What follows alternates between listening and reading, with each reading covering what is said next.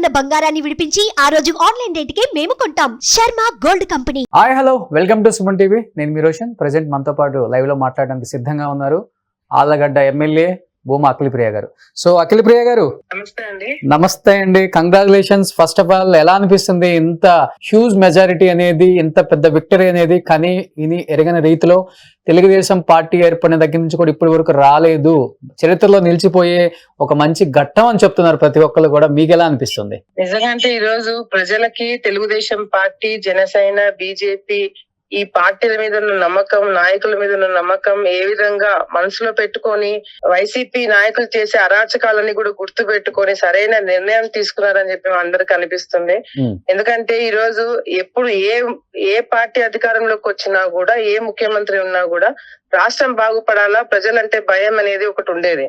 కానీ ఈ 5 సంవత్సరాలు ప్రజలు రాక్షస పరిపాలన చూసి విసుకొచ్చేసింది. ఇంకా మా బతుకులు ఇంతేనా, ఇంకా బాగుపడే ఉండవా అనేది ఒక ఆలోచనతో ఈ రోజు తెలుగుదేశం పార్టీ నాయకత్వం ఉంటేనే, చంద్రబాబు నాయుడు గారు ముఖ్యమంత్రి అయితేనే మనకి మేలు జరుగుతుందని చెప్పి ఒక నమ్మకంతో ఈ రోజు ప్రతి ఒక్కరు కూడా బయటకు వచ్చి ఓటేయడం అనేది నిజంగా అంటే ప్రజలు ఈ రోజు అభివృద్ధిని చూసుకొని అదే విధంగా రాష్ట్రం బాగుపడాలంటే నిర్ణయం తీసుకోవాలని చెప్పి కూడా తీసుకోవడం జరిగింది. అంటే అఖిలప్రియ గారు, ముఖ్యంగా అంటే మీరు కావచ్చు, అమ్మ కావచ్చు, జగన్మోహన్ రెడ్డి గారి కుటుంబంతో ఆ పార్టీతో ట్రావెల్ చేశారు కాబట్టి, కొంచెం దగ్గర నుంచి చూశారు కాబట్టి వాళ్ళ స్వభావం ఎలా ఉంటుందో మీకు ఎక్కువ తెలుస్తుంది. అంటే ఇంత వ్యతిరేకత అనేది అసలు ఎవరు కూడా ఎక్స్పెక్ట్ చేయలేదు. అంటే ప్రతిపక్ష హోదా కూడా ప్రజలు ఇచ్చే ఉద్దేశం లేదు. 11 సీట్లకే వాళ్ళని పరిమితం చేశారు. ఈరోజు జనసేనకి 21 ఇచ్చారు, బీజేపీకి 8 ఇచ్చారు. అంటే ఏ విధంగా చూడొచ్చు? ఎందుకు ఇంత ప్రజా వ్యతిరేకత జగన్మోహన్ రెడ్డి కంటే ఏమని చెప్పగలరు మీరు? అంటే గతంలో జగన్మోహన్ రెడ్డి గారు ప్రతిపక్షంలో ఉన్నప్పుడు ముఖ్యమంత్రి కావాలి అని చెప్పి ప్రతిపక్షంలో ఆయన మాట్లాడే తీరు కావచ్చు, ఎన్నుకున్న సబ్జెక్టు కావచ్చు, పోరాటే విధానం కావచ్చు, అయ్యో పాపం ఇన్ని కష్టాలు పడుతున్నాడనే ఒక ఆలోచన కావచ్చు, ఇవన్నీ కూడా ప్రజలు గమనించారు, చూసారు ఇవన్నీ కూడా. కానీ అధికారం వచ్చిన తర్వాత అసలు పవర్ చేతిలో ఉంటే మనిషి ఎట్లా ఉంటాడనేది కూడా అర్థమైంది కదా. పవర్ అంత విధంగా ప్రజలందరూ కూడా జగన్మోహన్ రెడ్డి గారికి అధికారం ఇవ్వడమే కాకుండా పెద్ద పెద్ద ఫ్యామిలీస్ కూడా ఈ రోజు ఓటమి చూసి చాలా జిల్లాలలో కూడా స్వీప్ చేసిన వైసీపీ నాయకులు ఈ రోజు ప్రతిపక్ష హోదా కూడా లేదు అంటే, వాళ్ళు పవర్ చేతికి వచ్చిన తర్వాత వాళ్ళు చేసిన అరాచకాలు ప్రజల్ని కూడా ఇబ్బంది పెట్టే కార్యక్రమం చేశారు. ఎప్పుడైతే ప్రజలు ఇది కక్ష సాధించడానికి మాత్రమే వీళ్ళు అధికారంలోకి వచ్చినారు, వీళ్ళు డబ్బు సంపాదించుకోవడానికి మాత్రమే అధికారంలోకి వచ్చారు, రాష్ట్రం కోసం మా కోసం కాదని నిర్ణయం తీసుకున్నారో, ఈ రిజల్ట్స్ అనేది కూడా కంటికి కనపడగా ఈ రోజు రావడం జరిగింది. ముఖ్యంగా మీరు రాయలసీమ వాసులు కాబట్టి అడుగుతున్నాను భూమా అఖిలప్రియ గారు. రాయలసీమ అంటేనే జగన్మోహన్ రెడ్డి అంటే రాయలసీమ, వైఎస్ఆర్సీపీ అంటారు. ఈ రోజు అలాంటి రాయలసీమలో కూడా తుడిచి పెట్టుకుపోయింది అనమాట. అసలుకి ఇది ఎక్స్పెక్ట్ చేయని ఒక రిజల్ట్ అని మీరు ముందే అనుకున్నారా? ఈ రిజల్ట్ వస్తుంది రాయలసీమలో డెఫినెట్ గా, ఎంత ఎక్స్పెక్ట్ చేశారా? రాయలసీమ అంటే జగన్ అంటే రాయలసీమ అనేది ఎవరో వైసీపీ నాయకులు సృష్టించిన పదమే తప్ప ఎక్కడ కూడా అసలు రాయలసీమకు సంబంధించి జగన్మోహన్ రెడ్డి గారు రాయలసీమకు సంబంధించిన ఏ ఒక్క ఇష్యూ కూడా టేకప్ చేయలేదు. ముఖ్యమంత్రి హోదాలో ఉండి రాయలసీమకి అన్యాయం చేసిన వ్యక్తి ఎవరైనా ఉన్నారు అంటే అది జగన్మోహన్ రెడ్డి. ఆఖరికి రాజధాని ఏది 3 రాజధానులు తీసుకొస్తాను, కర్నూలుకి, రాయలసీమకి న్యాయ రాజధాని తీసుకొస్తానని చెప్పి ఒక ఇటుక కూడా వేయలేకపోయినాడు రాయలసీమలో. రైతులు ఆత్మహత్య చేసుకున్నారు పులివెందల్లో. ఏ రాయలసీమకి ఎప్పుడు కూడా ఎవడు చేయలేని విధంగా అన్యాయము జగన్మోహన్ రెడ్డి గారు చేశారు కాబట్టి ఈ రోజు కర్నూలు జిల్లాలో, కడప జిల్లాల్లో కూడా ఎక్కువ శాతం ఈ రోజు తెలుగుదేశం పార్టీకి వచ్చినాయంటే దానికి కారణం జగన్మోహన్ రెడ్డి గారి ఆలోచన విధానం నచ్చక. అంతేకాకుండా మీరు ఒకటి గమనించినారా, గతంలో కూడా నేను చెప్పినాను, ఏ నంద్యాలలో అయితే చంద్రబాబు నాయుడు గారిని అరెస్ట్ చేశారో ఆ నంద్యాల జిల్లా నుంచే ఆయనకి పతనం మొదలవుతుందని చెప్పినాము. నంద్యాల జిల్లా స్వీప్ చేసి ఈ రోజు మరి జగన్మోహన్ రెడ్డి గారికి బుద్ధి చెప్పే విధంగా కూడా ప్రజలందరూ కూడా నిర్ణయం తీసుకోవడం జరిగింది. సో అఖిలప్రియ గారు, చూస్తున్నాం అంటే చూసాం కూడా మేము కూడా, అంటే ఒక మహిళ అయినప్పటికి కూడా మిమ్మల్ని ఏకవచనంతో మాట్లాడిన వ్యక్తులను చూసాం. ముఖ్యంగా మీ జిల్లా నాయకులు మిమ్మల్ని ఇబ్బంది పెట్టిన క్షణాలు చూసాము. అంటే ఏమనిపిస్తుంది ఇదంతా చూస్తుంటే? మీరు కూడా ఒక రెడ్ బుక్ రెడీ చేసుకున్నారా లోకేష్ గారి లాగా? లెక్కలు తేల్చుకుంటారా మీరు కూడా, లేకపోతే అంటే ప్రజలు ఎంత ఆలోచన కలవాలో ఈ ఎలక్షన్స్ చూస్తే అర్థమవుతుందండి.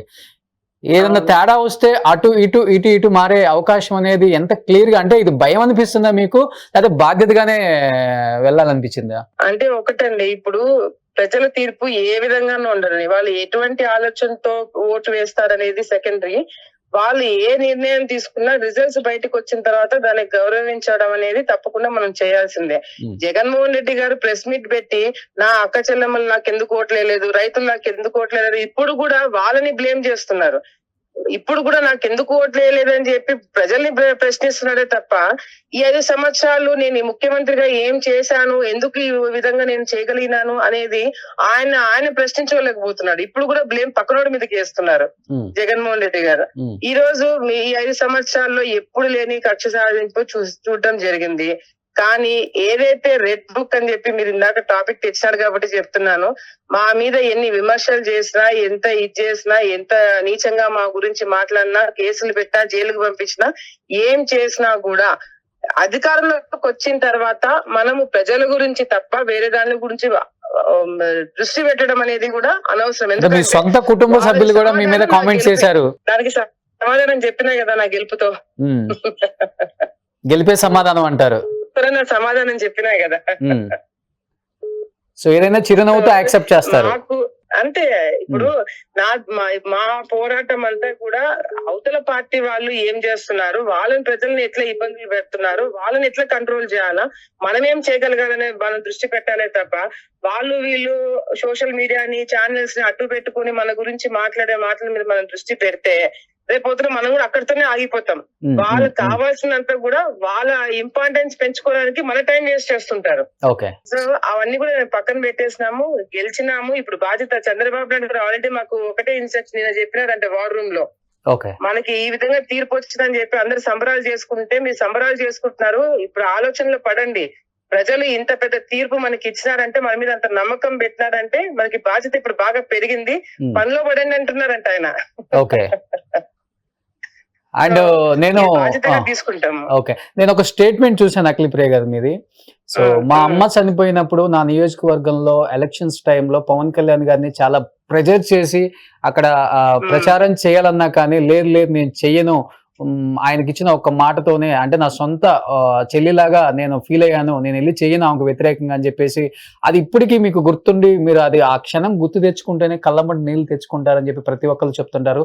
ఈ రోజు కింగ్ మేకర్ కాదు మ్యాన్ ఆఫ్ ద మ్యాచ్ అంటున్నారు పవన్ కళ్యాణ్ గారిని. ఏ విధంగా చూస్తారు ఆ రెండు చూసినప్పుడు మీరు? పవన్ కళ్యాణ్ గారు నేను ప్రతి ఒక్క మీటింగ్ లో చెప్పినామని, ఇప్పుడే కాదు ఇంత గతంలో కూడా పొత్తు లేనప్పుడు కూడా నేను చాలా సందర్భంలో చాలా మందికి చెప్పడం జరిగింది. పవన్ కళ్యాణ్ గారి మీద మాకు ప్రత్యేకమైన అభిమానం, ఎందుకంటే ఆయన సూపర్ స్టార్ అనో లేకపోతే జనసేన నాయకుడు అని ఇంకోటో కాదు, వ్యక్తిగతంగా ఆయన ఆ రోజు తీసుకున్న నిర్ణయం వల్ల భూమా నాగిరెడ్డి గారు అది మాకు ఒక 100 సార్లు చెప్పింటారు. అటువంటి వ్యక్తి రాజకీయాల్లోకి రావడం అనేది రెండు ఒకటి చాలా బ్రహ్మాండంగా మార్పు జరుగుతుంది, రెండోది ఆయన మనసుతో ట్రావెల్ అయితే మాత్రం ఆయన చాలా ఇబ్బందులు పెట్టేస్తారు రాజకీయాల్లో అని చెప్పి చాలా సందర్భాల్లో చెప్పడం జరిగింది. ఎందుకంటే ఆయన మనసుతో ట్రావెల్ చేసే మనిషి. ఆ రోజు ఎంత ప్రెషర్ ఉన్నా కూడా అప్పుడు కూడా బీజేపీ తరపు నుంచి కానీ ఇంకో తరపు నుంచి కానీ ప్రెషర్ ఉండి ఆలగడ్డలో మీరు క్యాంపెయినింగ్ చేయాలంటే కూడా భూమనారెడ్డి గారు ఒకటే ఫోన్ చేసి చెప్పినారు, ఇది శోభానారెడ్డి గారు కాన్స్టిట్యున్సీ, ఆమె చనిపోయిందంటే అలా నాకు తెలియదన్నా అని చెప్పేసి ఆయన ఇంకా అసలు ఆలగడ్డ చుట్టుపక్కల కూడా రాలేదు ప్రచారంకి. సో ఆయన మాకు ఆ రోజు ఇచ్చిన విలువ గౌరవాన్ని కూడా నేను లైఫ్ లాంగ్ గుర్తు పెట్టుకోవడం జరుగుతుంది. ఓకే. సో అంటే ఇంటి ఆడబిడ్డ కన్నీరు కారిస్తే ఆ ఇంట్లో అన్ని అపశకునాలే అని పెద్దవాళ్ళు ఊరికే చెప్పరు. రాయలసీమలో ఎఫెక్ట్ పడిందని చెప్పుకోవచ్చా సునీత గారిది, షర్మిల గారిది? డెఫినెట్ గా అండి. రాయలసీమలో అసలు ఈ విధంగా మహిళలని గౌరవం లేకుండా, సొంత చెల్లెలు అనేది కూడా చూసుకోకుండా కింద వ్యక్తులు అంత నీచంగా మాట్లాడుతున్నప్పుడు వాళ్ళని అడ్డుకోవాల్సింది పోయి, వాళ్ళని మందలించి దూరం పెట్టాల్సింది పోయి, వాళ్ళతో ఇంకా ఎక్కువ మాట్లాడించడం అనేది రాయలసీమలోనే కాదు ఈ రాష్ట్రంలోనే కూడా మహిళలు ఎవరు కూడా సహించలేకపోయినారు. ఎందుకంటే మీరు ఇందాక చెప్పినట్టు ఆడపిల్ల ఏడుస్తనేది కాదు, ఆడపిల్లని సరిగ్గా చూసుకోకపోతే దాని ఎఫెక్ట్ ఏ విధంగా ఉంటుంది అనేది కూడా, ఈ ఇంట్లో డిస్టర్బెన్స్ ఎట్లా జరుగుతాయో అట్లా రాష్ట్రంలో కూడా ఆ విధంగా ఈ రోజు జరిగింది. సొంత ఇంట్లో మహిళల్ని సరిగ్గా చూసుకునే వ్యక్తులు బయట రాష్ట్రంలో ఉన్న మహిళల్ని ఎట్లా చూసుకుంటారు అనేది కూడా ఒక క్వశ్చన్ మార్క్ అనేది అందరు కూడా ఆలోచించినారు. ఓకే. ఇప్పుడే కాదు, అసలు మన అమరావతిలో రాజధాని గురించి పోరాటం చేస్తున్న ఎంతో మంది మహిళల్ని ఈడ్చి వ్యాన్లు ఎక్కించి వాళ్ళ మీద లాఠీ చార్జ్ చేపించేసి అసలు అప్పుడు అక్కడి నుంచి ఎఫెక్ట్ కొట్టింది. సో అందరూ ఎక్స్పెక్ట్ చేస్తున్నారు, ఎందుకంటే లాస్ట్ టైం కూడా మీరు కేబినెట్ లోకి వచ్చారు. సో మీరు ఆ పార్టీలోకి వచ్చి గెలిచిన తర్వాత ఆయన రుణం తీర్చుకున్నారు బాబు గారు. సో ఈ రోజు ఈసారి ఎక్స్పెక్ట్ చేస్తున్నారా కేబినెట్ లోకి తప్పనిసరిగా నాకు బెర్త్ ఉంటుంది, తప్పనిసరిగా బాబు గారు నాకు న్యాయం చేస్తారు అని అనుకుంటున్నారా? ఒకటండి, ఇప్పుడు సాటిస్ఫై చేసే వాళ్ళు చాలా మంది ఉన్నారు. జనసేన వాళ్ళని సాటిస్ఫై చేయాలి, బీజేపీ వాళ్ళని సాటిస్ఫై చేయాలి. ఇప్పుడు నాకు మంత్రి పదవి రావాలా లేకపోతే అప్పుడు ఇచ్చారు కాబట్టి ఇప్పుడు ఇవ్వాలనేది కాదు. అప్పుడు భూమానాగ్ రెడ్డి గారు చనిపోయిన తర్వాత మా నాన్న మీద ఉన్న బాధ్యత ఇచ్చేయాలని చెప్పి ఆ రోజు నాకు ఇవ్వడం జరిగింది. ఇప్పుడు నేను ఏందనేది ప్రూవ్ చేసుకోవడానికి నాకు ఇంకా చాలా టైం ఉంది. ఇప్పుడు చాలా మంది పార్టీ కోసం కష్టపడిన వాళ్ళు ఉన్నారు. చాలా మంది చాలా చిన్న ఏజ్ లోనే మినిస్టర్ అయ్యారు మీరు. అప్పుడు చాలా చిన్న ఏజ్ లోనే మినిస్టర్ అయినాను. అంతేకాకుండా ఇప్పుడు పార్టీ కోసం త్యాగం చేసి చాలా మంది రిస్క్ తీసుకొని పక్కన నుంచి వచ్చి చేసే వాళ్ళు చాలా మంది ఉన్నారు. అండ్ సార్ వాళ్ళకి కూడా చాలా కమిట్మెంట్స్ ఉంటాయి ఇప్పుడు. సో అవన్నీ కూడా ఉన్నాయి కాబట్టి మేము కూడా ఎటువంటి ప్రెషర్ కానీ ఎటువంటి ఆలోచనలు కూడా పెట్టుకోవట్లేదు. డెఫినెట్ గా సార్ ఏ నిర్ణయం తీసుకున్నా తీసుకోకపోయినా కూడా వీఆర్ విత్ సిబిఎన్ సార్. అది 5 సంవత్సరాల్లో ఎవరు చెప్పినా చెప్పకపోయినా ఎంతమంది మేము పార్టీ మారుతామన్నా ఎన్ని ఇబ్బందులు పెట్టినా మమ్మల్ని కేసులు పెట్టి మమ్మల్ని పార్టీ మారమని చెప్పినా కూడా మేము కమిటెడ్ గా లోకేష్ అన్నకి చంద్రబాబు నాయుడు గారికి ఉండడం జరిగింది. ఆ విధంగానే మా ఫ్యూచర్ వాళ్ళు చూసుకుంటారన్న నమ్మకం మాకుంది. అది ఇప్పుడు కాకపోతే రేపైనా సరే డెఫినెట్ గా మేము సార్ తో పాటు మేము ట్రావెల్ అవ్వడానికి అన్ని విధాలుగా. అంటే ఒక పెద్దిరెడ్డి రామచంద్రారెడ్డి తప్ప మిగతా మంత్రులందరూ కూడా చిత్తుగా ఓడిపోయారు. అండ్ కొడాల నాని కావచ్చు, రోజా కావచ్చు, అంబటి రాంబాబు కావచ్చు, ఏ విధంగా చూడొచ్చు? అంటే కొంత ఎక్కువ ఓవర్ పదజాలం అనేది జనం తిప్పికొట్టారని చెప్పుకోవచ్చా? రోజా గారికి కావచ్చు, అందరికీ అండి. ఇప్పుడు మీరు సరిగ్గా పని చేస్తున్నారు, ప్రజలకు అందుబాటులో ఉన్నారు, ప్రజలు హర్షించేలాగా మీరు పనులు చేస్తున్నారంటే మీకు ఇటువంటి ఇది రాదు కదా. ప్రతిపక్ష హోదా కూడా ఇవ్వలేదు అంటే దాని అర్థం ఏంటి? ఈ రోజు రోజా గారు కావచ్చు, మీరు చెప్పిన నాని వారు కావచ్చు, ఇంకొకరు కావచ్చు, ఈ రోజు వాళ్ళకి మంత్రి పదవులు ఇచ్చిన తర్వాత హుందాతనంగా రాజకీయాలు చేయలేకపోయినారు. కేవలం జగన్ మోహన్ రెడ్డి గారు శభాష్ అనిపించుకోవాలా, ఆయన మళ్ళీ మంత్రి పదవిలో కంటిన్యూ కావాలనే ఒక ఉద్దేశంతోనే ఆయనను ప్లీజ్ చేయడానికి వీళ్ళు ఇష్టం వచ్చినట్టు మీడియాను వాడుకొని మంత్రులు ఏ ఒక్క మంత్రి అయినా ఎప్పుడైనా ప్రెస్ మీట్ పెట్టి 2 మంచి మాటలు ప్రజలకు ఉపయోగపడే అనౌన్స్మెంట్లు ఎవరైనా ఇచ్చినాడండి? రాష్ట్రం కోసం నా శాఖ కింద నేను ఈ పని చేస్తున్నాను, ఇన్ని నిధులు వదిలిపెడుతున్నాను, ఇన్ని నిధులు మీకు ఇస్తున్నానని ఏ జిల్లా కన్నా వెళ్ళి రోజా కావచ్చు, ఇంకొకరు కావచ్చు, ఎవరైనా ప్రెస్ మీట్ పెట్టి ఆ శాఖకు సంబంధించిన వాళ్ళు ప్రెస్ మీట్లు పెట్టారా? ఎప్పుడూ లేదు. ఇది ఏ శాఖ అయినా కావచ్చు, మీకు అందరికి ఒకటే మీ పోర్ట్ఫోలియో ఏంటి అంటే చంద్రబాబు నాయుడు గారిని తిట్టడము, లోకేష్ అని తిట్టడము, ఇదే పనిగా వాళ్ళు పెట్టుకున్నారే తప్ప మంత్రులాగా పని చేయలేకపోయినారు. అందుకే ఈ రోజు ఈ రిజల్ట్స్ వచ్చినాయి.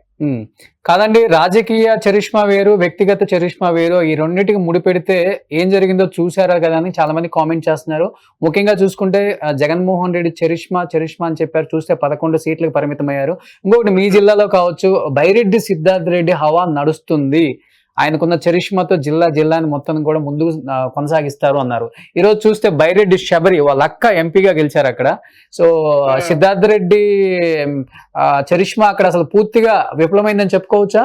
ఏందండి చరిష్మా? ఇప్పుడు మా ప్రజలకి మంచి చేస్తే ఆ చరిష్మా ఉంటది. ప్రజల్లో ఊరికే సోషల్ మీడియాలో నేను హీరోని, నేను పెద్ద నాయకుడిని అనుకుంటే అది కాదు కదా. అంటే number of followers, number of shares, likes ఉంటేనే మీరు హీరో అయిపోతే చరిష్మా ఉంది అన్నట్టే. గ్రౌండ్ లెవెల్ లో దిగి పనిచేసేవాడి పరిస్థితి ఏంది? ఈ రోజు మీరు చెప్పిన వాళ్ళు కూడా కేవలం సోషల్ మీడియాలో హైప్ పెంచుకోవడానికి, వాళ్ళని చుట్టుపక్కల ఉన్న వాళ్ళని ఒక హైప్ పెంచుకోవడానికి యూత్ ని పెట్టుకుని తిరిగి చేసిన వాళ్ళే.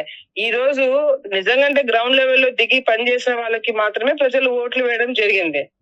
సో ఏ చరిష్మా ఏది పనిచేయదు. ప్రజలకి మంచి చేస్తే, ప్రజల కోసం కష్టపడి పని చేస్తేనే ఆ చరిష్మాలే పనిచేసేవి. ఓకే. సో ప్రజలు ఎంత తెలివిగల వాళ్ళు ఆంధ్రప్రదేశ్ రాష్ట్ర రాజకీయాలు చూస్తేనే అర్థం అవుతుంది. ఈసారి నిజంగా వాళ్ళు చెప్పినట్లుగా దేశం అంతా తిరిగి చూస్తుంది అని చెప్పారు. దేశం అంతా నిజంగానే తిరిగి చూస్తుంది ఈ రోజు భూమా అఖిలప్రియ గారు. అలాంటి విక్టరీ ఇచ్చిన ప్రజానికానికి ఏం చెప్పాలనుకుంటున్నారు లాస్ట్ అండ్ ఫైనల్ గా?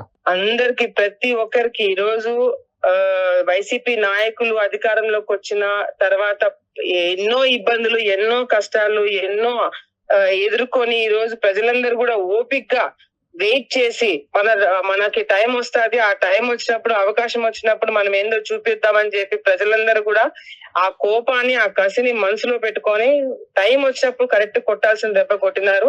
ఎందుకంటే ఒకటి డిఫరెన్స్ అండి, గతంలో జగన్మోహన్ రెడ్డి గారికి అయ్యో పాపం అని చెప్పి జాలితో ఓట్లేసి మోసపోయినారు. ఇప్పుడు చంద్రబాబు నాయుడు గారి మీద నమ్మకంతో ఓటు వేసి రేపొద్దున బాగుపడబోతున్నారు. అది వాళ్ళకి మాకున్న డిఫరెన్స్ అని చెప్పి కూడా ఈ సందర్భంగా తెలియజేసుకుంటున్నాను. ప్రజలందరికీ కూడా అన్ని ప్రాంతాల నుంచి ప్రజలందరూ కూడా ఎంతో మంది బయట ప్రాంతాల నుంచి కూడా వచ్చి ఓటు వేయడానికి ఒక్క రూపాయి కూడా డబ్బు తీసుకోకుండా స్వచ్ఛందంగా వచ్చి ఓట్లు వేసిన వాళ్ళు ఎంతో మంది ఉన్నారు. వాళ్ళందరికీ పేరు పేరు నేను ధన్యవాదాలు తెలియజేస్తున్నాను. సో థ్యాంక్ యూ అండి, వన్స్ అగైన్ కంగ్రాచులేషన్స్ అఖిలప్రియ గారు. ఎందుకంటే ఒక మహిళ అయ్యి ఎన్ని విమర్శలు వచ్చినా కానీ ఎదుర్కొని నిలబడి, అది రాయలసీమలో ఆళ్లగడ్డ లాంటి ఒక ప్రాంతంలో అమ్మా నాన్న లేనప్పటికీ కూడా ప్రజలే నా జీవితం అని చెప్పేసి నిలబడి ఈ రోజు ప్రజల పక్షాన ఉన్నారు. కాబట్టి ప్రజలు మీకు నిజంగా ఒక మంచి తీర్పు ఇచ్చారని చెప్పుకోవచ్చు. సో వాళ్ళ పేరుని చెడగొట్టకుండా ఇప్పటి వరకు కూడా జాగ్రత్త పడుతున్నారు. సో ఇలానే ముందుకు సాగాలని మనస్ఫూర్తిగా కోరుకుంటున్నానండి. Thank you so much Akhilapriya గారు. Thank you so much. Thank you అండి. సుమన్ టీవీలో మీ పర్సనల్ అండ్ బిజినెస్ ప్రమోషన్స్ కోసం కింది నెంబర్కి కాంటాక్ట్ చేయండి.